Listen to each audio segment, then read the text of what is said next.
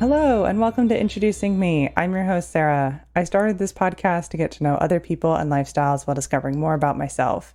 Each episode, I will give a new guest a chance to discuss their background, culture, interests, or whatever they want to talk about to help increase all of our own worldviews. Today, I would like to introduce you to Daniel John Carey. He was raised in a dysfunctional household, and after a rough childhood, he joined the Mormon Church to quote unquote fix his life. But now John is very happy to be without religion. So that's just a piece of his story here that he'll be sharing today and more details to come. So thank you so much, John, for being here today. Why don't you go ahead and tell the audience a little bit more about yourself? Thank you for having me on. I've been listening to your podcast and I like it. Some podcasts are hard to listen to, but yours I found very easy. The reason I'm doing this is because I wrote some books and I'm sharing my story because I know other people would be helped. Some people would be helped by it, and maybe it'll reach the right person. And if it could help one person, that would be good. And I wrote a couple books, Dream Another Dream and Dream Your World. We could talk about that later.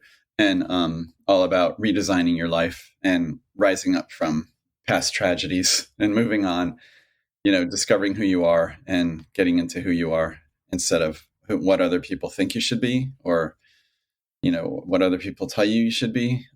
That's what I'm here to do, I think. Great. I'm happy to have you, kind of share and promote, having a better life and, figuring out who you need to be. So do you want to take us a little bit starting off with kind of being raised in the Catholic Church and what your life was like that you completely decided to change religions? Oh, yeah. Well, there's a story. Well, my parents were both only children, and my father's parents were from Ireland and my mother's were from Scotland. And they had 8 children. They went from being only children to having 8 children. And they were living a nice life. We weren't rich or anything like that, but we lived in Cleveland and things were okay. Like my father grew up in poverty because his father was a severe drunk. And so he grew up in poverty in Cleveland, and my mother didn't grow up rich either. So they got it together and they had we had a house in a nicer part of Cleveland, not mansion or anything. It was just like this nice neighborhood. And everything was going okay. My father was a salesman, a real estate and insurance salesperson, and residential real estate. But when I was 4, and my mother also she made her own money because she was an opera singer. She sang at weddings and funerals and got paid for that. And she just had 2 albums, spec albums recorded to show to producers in New York. She was going to go to New York, and they were going to try to get her. Some producers were going to try to get her a contract with a record company or something like that. But when I was 4, my father was driving drunk, and he hit a telephone pole, and he went through the windshield, and he injured his brain, and so he actually lost part of his brain. And then after that, he was not a happy man anymore, and that shoved us into poverty. And a few months after that, my mother injured her brain when she fell down the stairs when our house was burning. Our house was gutted by fire in the middle of the night. So here we were all of a sudden with 8 children and 2 parents who had head injuries. And back then, they didn't really know as much about the brain as they do now, even though the brain is still a mystery. Back then, it was even more of a mystery. And so we moved to a not as nice a neighborhood. And my parents just didn't get the help they needed. Back then, you're like, go home, you're healed after like weeks in the hospital. And it doesn't work that way. They didn't get the help they needed. So we were in chaos. And my brothers were all older than me, and they became a problem. And my parents didn't know how to cope with life anymore anyway. My mother could no longer sing because she injured her vocal cord. So her joy was basically gone. And my father worked in factories and things like that to keep us going. But there were a lot of times where we were on food stamps and welfare and charities and stuff like that to get by. And then my brother started drinking. Even I know that one of them was drinking by the time he was 9, and the others were already drinking also. My brother, who was a year older than me, didn't, that I know of. But so yeah, we grew up in a very dysfunctional household, and it got really wild. And then I was in Catholic school. We were all in Catholic school until I was in 4th grade. And I don't know why, but our family stopped going to church. And then we went to public school, and going from Catholic school, where you have to obey the nuns and you have to wear a tie and you have to stand in line, you have to do everything correctly, or you get, hit by the nuns or whatever. And then going to public school, where basically it was a culture shock, and kids, showing up like they just got out of bed, literally, sometimes there would be a problem with one of them because they weren't being taken care of, and they would have to be, some kind of social services would get involved. And I saw this other stuff going on that I wasn't used to seeing. And then my brothers basically lost it, and they started doing whatever they wanted. The hair grew long, pot smoking started. And so by the time I was in 6th grade, all that was happening. And I was not supervised. So I did whatever I wanted. And when you're an unwanted child, there was a lot of abuse too, because my father got a very bad temper problem after his accident. And my brother, who was a year older than me, got more abuse than I did, but we got it worse than anybody. So there were a lot of things done to me by my parents and also by other people. And I was a mess by the time I was in 7th grade. Everything was just like, the house was run down. And but in 8th grade, I got a newspaper route, and I liked it. And I was delivering newspapers, and things studied out with me.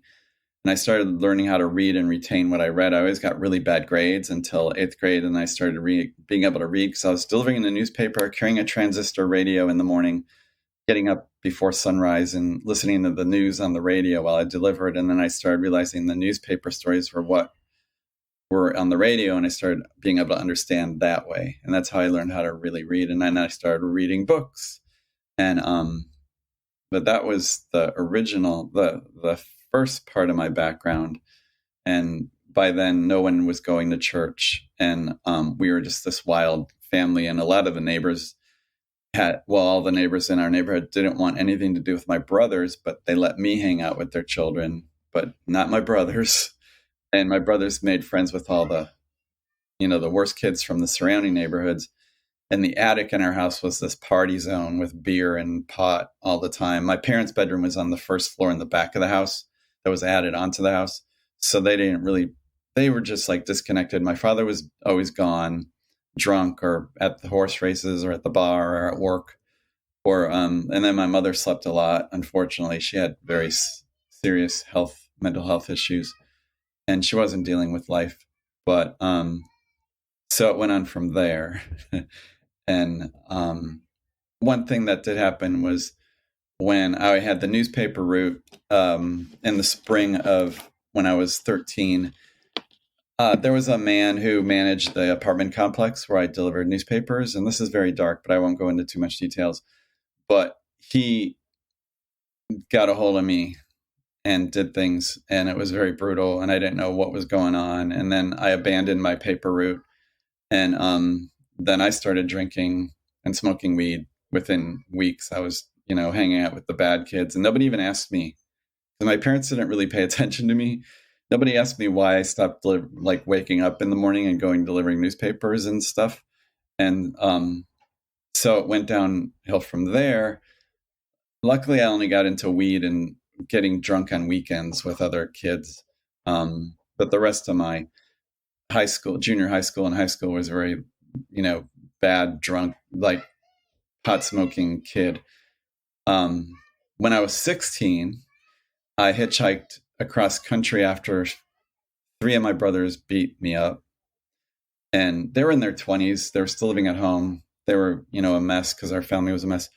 And I woke up early a few days later. I waited till my black eyes were healing. and I had a bad limp because they injured my back. And I hitchhiked to California on a very cold winter morning before sunrise. I just got up, packed a bag, and went to the highway and stuck out my thumb. I had never been anywhere.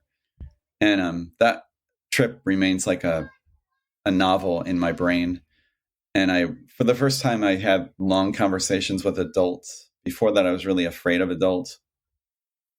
And everybody was nice. I think they thought I was more like 19, even though I was 16. And if they did figure it out, they didn't say anything. But I didn't feel at danger or anything while I was hitchhiking, and I saw the ocean. I thought that I was going to have a short life, and I wanted to see the ocean. And that was one of the main goals. I hitchhiked all the way to California. I could have gone to Florida or anywhere else, but I chose California because you always hear about it in songs and TV and movies and stuff. And that I hung out a couple weeks, and I met a 19-year-old who was driving a Volkswagen van, and he's like, "Hey, you want to hang out for a while?" We went all over Southern California, camped on beaches and stuff. Went on to Mexico, Tijuana, and that was interesting to see that, because Tijuana is still super poor. So that was a culture shock. And but I did go back to Ohio. I wanted to graduate from high school, and I went back to more violence. And within a few months, my nose was broken a couple more times by my brothers. When I was in high school that year, I was in 11th grade. One day, some of the kids in my art class were like, "What are they doing to you?" Because my eye was halfway swollen shut. The teachers never even asked me about it. And they're like, "You need to go to see the counselor." And I didn't know anything about the counselor, the high school counselor. And they told me where her office was, and I went down there, and she had someone in her office. I could see through the windows of her office. And then this young boy got up and walked out. And then she was on the phone, but she waved me into her office. And I went and I sat there with my black eye and my broken nose and stuff. And she said nothing to me. She was on the phone, like talking to her friend about what color pillows and what color curtains she was going to get. And I didn't know what to do. So after an hour, the bell rang, and then she handed me a paper and waved me out. And that was my visit with the counselor. I left the class. I didn't go back to my classes, and I went walking. It was a very cold day, which felt good on my face because I had a swollen face. I walked for hours and hours and hours. And that spring, my father, who never spoke to me, saw me in the kitchen one day and said, "So you're going to graduate soon, aren't you?" And I said, "No, I have another year left." And he said, "Well, when you do, I don't care if I ever see your face or hear your voice or know anything about you ever again." And then he walked out. And I already had planned, and for a while, that I didn't want to be there anyway, especially after I went on my hitchhiking trip. I'm like, I saw the outside world. So I worked at Burger King in high school, and saved money and all that stuff, and dated a lot of Catholic girls because there were a lot of Catholic girls working at Burger King, and they always needed dates for their school dances. So dated a lot of Catholic girls in 12th grade. And then I graduated from high school. Nobody from my family showed up. I worked in a factory in the summer and for a while, and then I left, and I never went back to Ohio. I tried to make friends with a couple of my brothers who lived in California, who I didn't really know them, but that turned into they were just a lot of drinking, and it was not safe. So I disconnected from them, and then I was on my own. And did you have any questions about all that? Yeah, I mean, it's definitely a lot to take in, and to have gone through some of those things at such a young age. Are you basically at this point now an only child? Yeah, 10 years later, I was wondering, I wonder what happened to those people. So I connected with my parents. I did try to talk to my father once when I first moved to California, but when he realized it was me on the phone, he just hung up. I thought maybe he would change his mind, but no. But 10 years later, I did reconnect and had some contact with them. And my father at that time, he had just retired, and then quickly after that, he found out he had a brain tumor, and he died within several months later. I never saw him, but I talked to him a couple times on the phone, and I did stay in touch with my mother, sort of, and then I tried communicating with a couple of my brothers, but that just wasn't going to happen. One of my sisters died when she was 28. She had a heart problem, and she had Down syndrome. And then my other sister luckily got out of there and got a university scholarship and graduated at the top of her class at a university on the East Coast. And then my brother, a year older than me, he died. He actually starved to death when he was an adult in that house. And I don't really know all the details of that, but I got his death certificate, and he was 90 pounds. And I tried to talk to my mother about it, but she was very mysterious. There was no answering from her. She was very stubborn, and there were a lot of family secrets. So I really don't know exactly what went on, but yeah, he passed away. He had a very sad life. But I hadn't seen him in a long, long, long time, or spoke with him either. And then I have some older brothers, but I don't know them. All I know is there's been a lot of alcohol. Mm-hmm. And but I had to live my own life. And when I was in my early 20s, I was such a mess. I wasn't prepared for life. Even when I was 19, I had this apartment, and I had, I don't know, friends, I guess, people just hanging out, smoking weed, getting drunk. One of the guys who would hang out there his name was Tony, and we would talk about, and his life wasn't going well at all, and he was living in a horrible apartment also, but he eventually changed his life around, and he wrote a book called Awaken the Giant Within, Anthony Robbins, and he's now worth several $100 million. And then another roommate, my first roommate, is in prison now. Years later, he had molested a boy and a girl, and he went to prison, and he's still in prison that I know of. And then my second roommate, years later, robbed a store and murdered someone in the store who tried to stop him from robbing the store. And then the police shot him dead. And my third roommate OD'd on drugs. So those are the kind of people I was around when I was 19, 20, 21. My fourth roommate OD'd on drugs.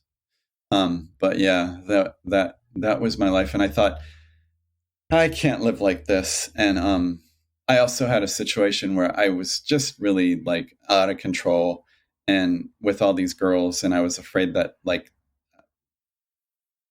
there would be more than one baby, or I was always sometimes afraid the phone would ring. I was just living completely irresponsibly, and I didn't have any guidance that way. One day I did go to the library and I looked up what are sexually transmitted diseases, because I knew nothing. And I learned about that. And I thought, oh boy, I don't want any of this stuff. And I was at that point where I just wanted to fix my life up.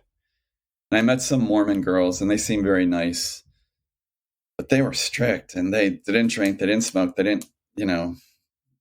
was no premarital action going on or anything like that. And they seemed happy, and the people there, friends, were happy, and their family seemed happy. And then I was like leaving this life that was a complete mess and a disaster with people who ended up being criminals. And so I leaned toward that. And I had this like background in being taught about Jesus from being a Catholic, but I also had a problem with the Catholic Church because of all the priest abuse with boys. And that creeped me out because of what happened to me when I was little. Several times with different situations when I was little, things happened. And I just didn't want to be around priests. I had a girlfriend when I was 20, and she got me to go to Catholic church just once. And that was the last time I went to Catholic church. But so the Mormon Church to me at that time seemed like it was a cleaned up version of the Catholic Church. And I ended up moving to Florida from California. I just wanted to see a different part of life. So I moved to Florida because I was there once when I was a teenager, and I really liked swimming in the ocean and all that stuff, and had some fun times with some girls there. And but um, I ended up getting involved with the Mormon Church there and got a bunch of all my friends turned out to be Mormon, and we did everything together. We went like camping and snorkeling and played volleyball every Wednesday or something like that, and went to the beach together. We were always together, this whole group of like 20 to 40 young adult Mormons, and it became my life. And I did get baptized there in Florida, and then I moved back to California. And this thing with the Mormon Church is the girls are raised to, you should not agree to get married to a young man unless he first serves a mission for the church. Every young man must serve a mission was the motto back then. And I wanted to have a family, and so I thought I should go on a mission. I didn't really know that much about the church, even though I joined, and I was like learning as I went along. There's a whole lot of things I was learning. I thought the back then the guy who ran the church was Spencer W. Kimball, and I thought he was black, which didn't bother me at all. I didn't care about what color people were. And one day I was talking to some members of the church, and somebody mentioned like that the church used to not let black men hold the priesthood. And I didn't know why. And I'm like, well, what about Spencer W. Kimball? And they're like, what about him? I'm like, well, he has the priesthood. And they're like, yeah, but what do you mean? And I'm like, isn't he black? And they're just like, I thought that was absurd. I thought Spencer W. Kimball was black. And I was like, oh, he's white. I didn't know. I didn't care. And so I started learning about this tinge of racism in the church that made me uncomfortable. But one of my friends was a black Mormon who had gone on a mission. And I thought, well, if he doesn't have a problem, what's my problem with it? And I talked to him a little bit about it, and he gave me some explanation, but I still didn't feel right about it. Most of the people in the church were white Caucasians, and which is also different from my experience with the Catholic Church, at least where I went. So I ended up agreeing to go on a mission. I was living in an apartment on the beach here in Santa Monica, and I was going to college and driving limousines to get by, to make money, and driving going movie stars and stuff, going to college, going to church. And I was so involved in the church that all my friends were Mormon then. And when I thought about going on a mission, they all encouraged me to go on a mission. And I thought maybe it would be the right thing to do. There's also this thing where the girls really are, girls were pushing me to go on a mission. And so I told the bishop I'd like to go on a mission. And then all of a sudden, first thing you have to do is you got to go through the temple, which is different from the church, the chapels. The temple is where you it's called taking out your endowments, which is like you go through these classes, and I guess, but they don't tell you anything about it. It's supposed to be secret, sacred, but not secret, whatever that means. And I went in not knowing anything. And that's when I learned about the sacred underwear. I had to go to the store at the temple to buy underwear. I didn't understand that. And they're like, they'll tell you about it in the temple. So I go in, and the first thing they have you do is they take you to a locker room, and you're supposed to take off all your clothes and put this white poncho thing on. I didn't know what was going on. I didn't know why I was in a white poncho and naked underneath. And then they introduced me to this older man, and he takes me into this room, and he has this vial of blessed olive oil, I guess, that they prayed over. And he's dipping his finger in, and he's saying like a prayer, something. He was whispering. I couldn't understand what he was saying. And he's touching like my forehead and blessing different parts of me. And then I didn't know until years later that he wasn't supposed to touch my privates, but he did. And that freaked me out. And why am I here with this guy whispering and I don't know what he's saying?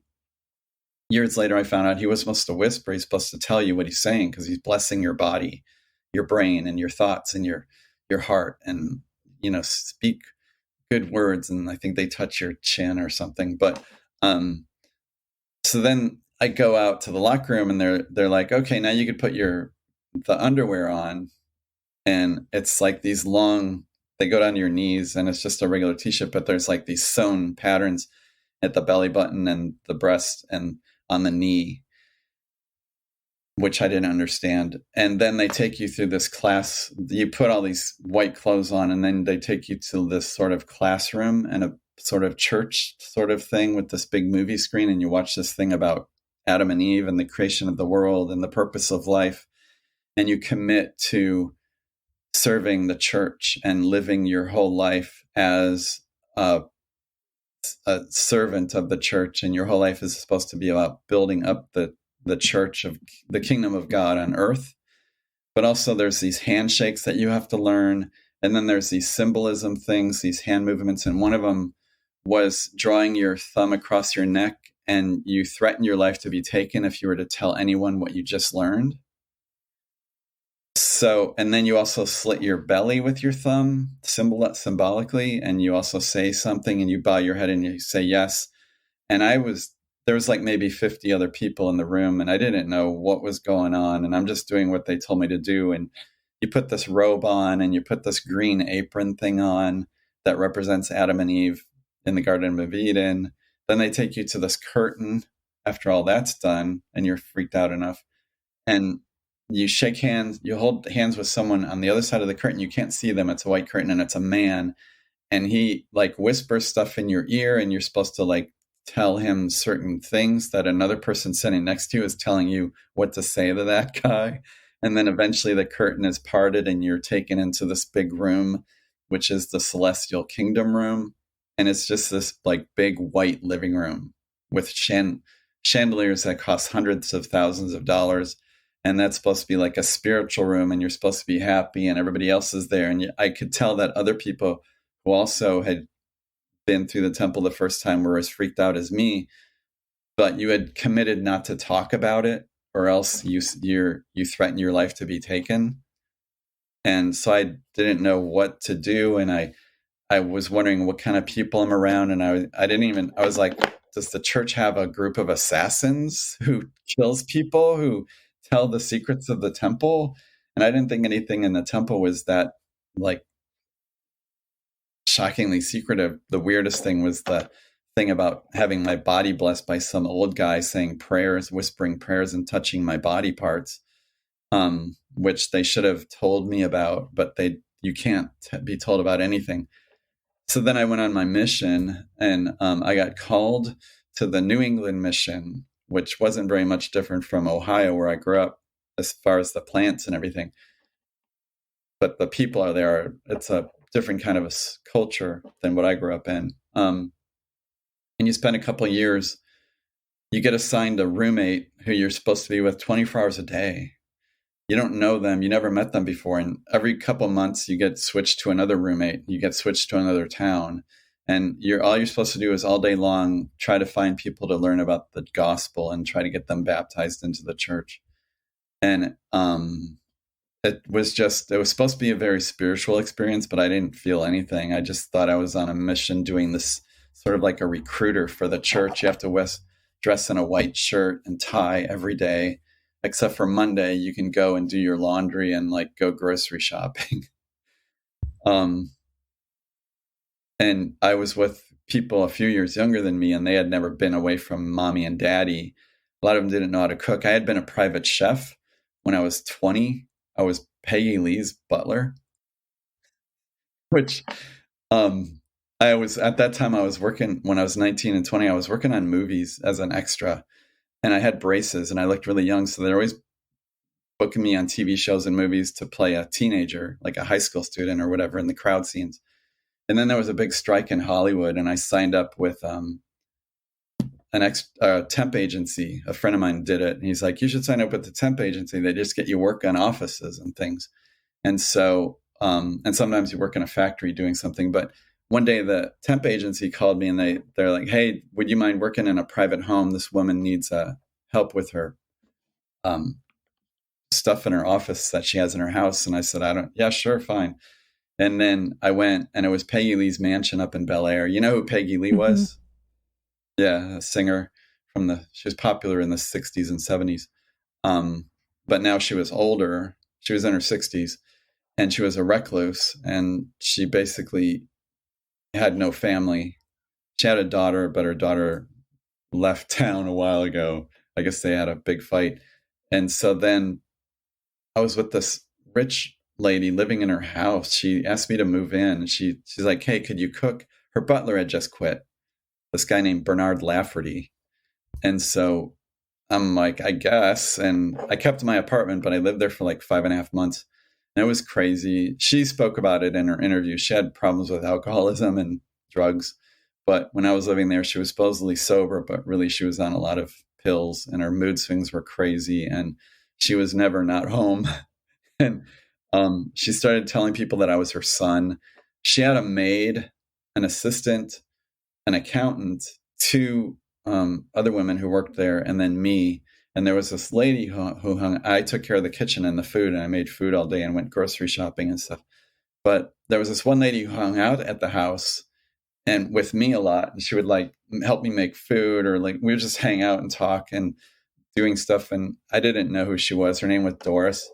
And it turned out she was Doris Duke, the wealthy woman. She was worth several $100 million, but I didn't know.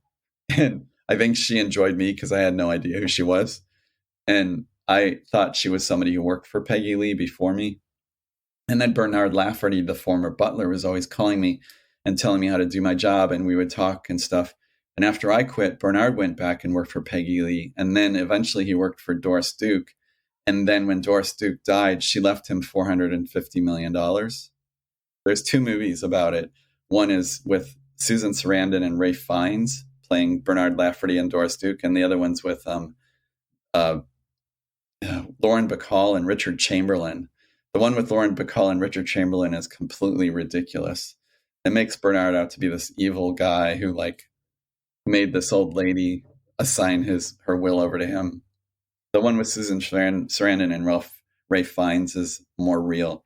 I ended up meeting Ralph Fiennes because I work on movies and TV shows.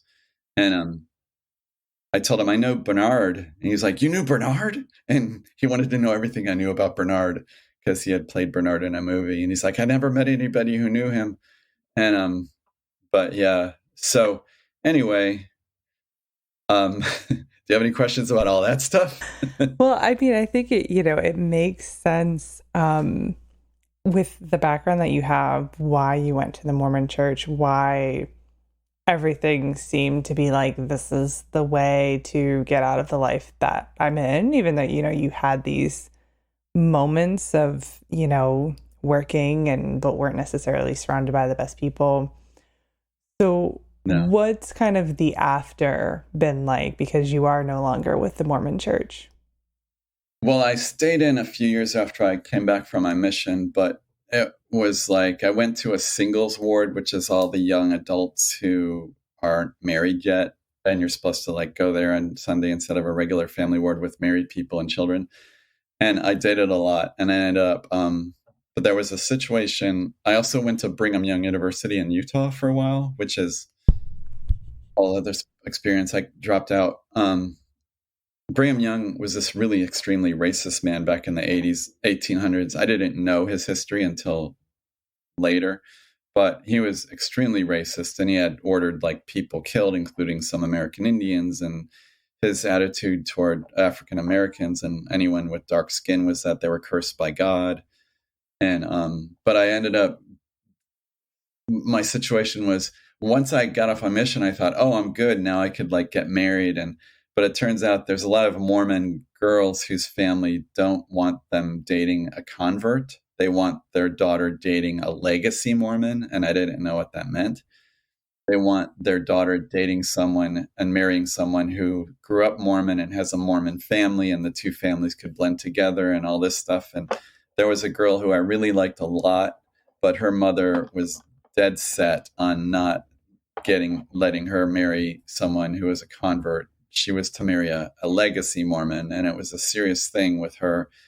And that wasn't going to work out. Her mother got in the way of us big time. And I dated I wanted to date this other girl, and she said, I think if you want to get married, you might want to get a convert or bring a girl into the church and marry her. So that is a serious situation going on. But I did end up getting engaged to a Mormon girl who grew up Mormon. But her father they weren't really that big into the church. And she started drinking, and that ended that. And I was on my way out anyway. And I was also having a lot of health problems because I found out in my 20s that I had kidney disease, a genetic kidney disorder, deformities and stuff. And so I got really sick, and I ended up, according to doctors, I died in the hospital one day, and I survived, came back to life, according to them. I remember it as sort of a surreal dream of like coming back and sort of waking up, but so that's how I had to like completely realign like what was my life going to be about. I wasn't into this religion anymore. I had to relearn nutrition. I had to like rediscover like really who I was, not tagged onto by a religious belief system. And I started becoming happier and healthier, and got friends who weren't religious. And I started working for newspapers and magazines in LA and learning so much about publishing that I ended up joining a publishing organization, an international publishing organization called Publishers Marketing Association. And it's publishers and marketers and book designers and editors and all that stuff, distributors and writers and all these people. But I met a lot of people through there, including Jeff Bezos when he was starting AmazonBooks.com. And so I got into a whole other part of life, but I learned so much about nutrition because this one doctor told me they wanted to give me a kidney transplant. But one of the doctors said, the only thing I see is if you get rid of all animal protein, and that helps people like with your kidney situation. So I didn't know that I became a vegan, but I became a vegan because I started eating with plants. And with the publishing organization, I started editing books for writers who are writing books, and I started helping them write books. And I ended up helping a lot of doctors and nutritionists write books. And that's how I got into that, and eventually starting to write my own books. That took years and years and years. And that's how I ended up writing Dream Another Dream and Dream Your World. Dream Another Dream has a lot to do with like recovering from child abuse issues. Dream Your World is less about that, but still I use quotations from throughout history mixed with my writing and sort of an editorial style to cover a bunch of topics about life and life theory and what to do with your life and how to discover who you are and that type of thing. And then I ended up also writing a book about nutrition called Plant-Based Regenerative Nutrition. And that came out this year, actually. So my life is a lot different from what I grew up as, this child who could barely read, and became the person who writes books and helps people write books. But I also started writing screenplays, and I got involved with screenwriting. And at one point I worked for MGM United Artists and in the international marketing department, and also in the screenwriting department, taking care of all the screenplays that they bought. Back then it was all on paper still. And then I ended up working as the assistant to John Carey, who is the president of United Artists. And he was a great boss, really good guy. And he told me things about screenwriting. And I started attending a screenwriting workshop. And then there was a couple screenplays I wrote that were being passed around Hollywood. And I met with a lot of famous people, but none of my screenplays got made. And then I dove into like working on TV shows and movies as a stand-in, a photo double, an actor and background actor and all this stuff. For years I did that. But then I got re-involved with screenwriting, and then I started my screenwriting workshop called Screenwriting Tribe in 2016. And I've been running that for almost 8 years. And now it has over 1,000 members. And I wrote a screenwriting book that's used as a textbook in colleges, in film schools, which they chose the book. I found out about it, or different universities emailed me, or colleges emailed me and told me that they're using my book as a text. So that's cool. I came out with a second edition of my screenwriting book in 2020. And I continue to run my screenwriting workshop. So I'm an example of, my theory is like, no matter where you came from, if you came from rich or poor or troubled or a war zone or wherever you came from, you still have to discover who you are, educate yourself somehow. There's YouTube University. You could learn everything from building a house to programming a video game to, bike mechanics or whatever. But go to college, go to a trade school, learn a trade, teach yourself something. A lot of people who are musicians taught themselves, and now they're world famous musicians who are self-educated. But you have to decide what your life is going to be. You have to formulate your life. Nobody's going to do it for you. And that's what my books are about: Dream Another Dream and Dream Your World. Also, hopefully it'll help people with that aspect. So yeah, my life went through some changes. Just a couple changes. I mean, you definitely have come such a far way. To hear through the adversity that you've worked through, that you're in a good place now. Now, you did mention that you wanted a family, and that was kind of, one of the things you were initially looking for in the Mormon Church. Do you now have your own family? No, I never had children. I was with someone for 7 years, off and on, who couldn't have children. And then, yeah, there were different situations. But I ended up really wondering, do I want children? And I really ended up thinking, maybe not. And I also have these genetic disorders, my kidneys, and I also have a tendon genetic disorder that affects my tendons. I'm like, do I want to pass this along to a child? But no, I never had children. I helped raise my friends' kids for many years and stuff like that. I was like this forever uncle to a bunch of different kids. And yeah, but I never had my own. I had girlfriends who had children, but no. I mean, I think it's okay as you're determining who you are, what, is the best path, and it might not be what you had once thought. Now you've obviously shared a lot of information, and I'm sure you could share even more. Before I wrap things up, is there anything else you would like to share with the listeners? No, just if you've had a troubled life, don't let it, that doesn't mean that's who you are. If you've had a troubled childhood, that doesn't mean that's who you are either. You were a child, you thought as a child. It's not your fault that you were mistreated as a child. You didn't have the reasoning that you can't, if you have problems with childhood trauma or issues, there are ways of helping yourself with that. There's, organizations, there's 12-step programs, there's books, there's, what helped me also was I've gone to therapy, and the one that really helped me was a Jungian trained psychologist, Carl Jung, the psychologist master from 100 years ago or wherever he lived. But the psychologist who I went to, who was helpful, studied Jungian psychology. I don't even know how to say it. It's a German name.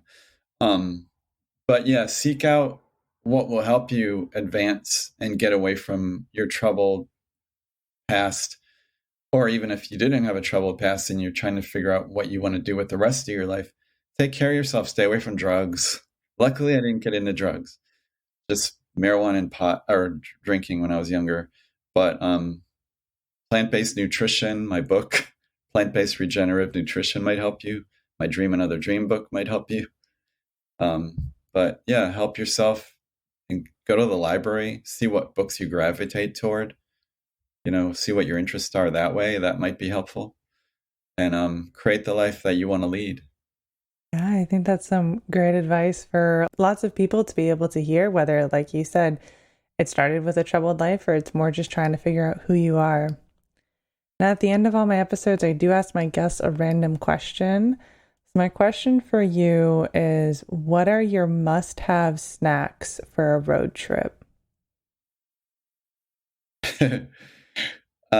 Bear bars. My friend actually started a company called Bear Bar, and they're raw vegan nutrition bars. They're not sweet.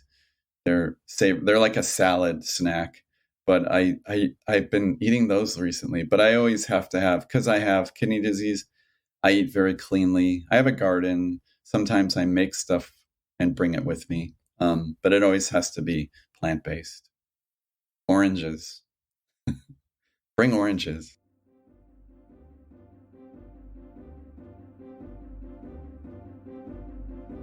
All right, that brings this episode to a close. So, of course, if you would like to find John's books, a link to his books on Amazon will be in the description. So he mentioned all of those for you. If you have more interest in those topics, feel free to go check those out and see more information. I'll also be leaving some social media links for John as well. He's on Twitter, Facebook, Meetup, those sort of places. So those links will be there as well. And of course, if you'd like to connect with the podcast, our website is in the description. It brings you to our social media. We are on Instagram, Facebook, and LinkedIn. So feel free to go follow those pages. Of course, the website also brings you to all of our past episodes and resources and social media and stuff like that. So a good place to find out more information about different people's stories. And if you would like to share your story and be a guest on the podcast, the best way to reach me is via my email. That is directly in the description. And if you would like to support the podcast monetarily, there is a link to do that as well. So thank you so much, John, for spending time with me today, and to my listeners for taking the time out of your day to hear a new story. Until next time, bye. Thank you for having me on.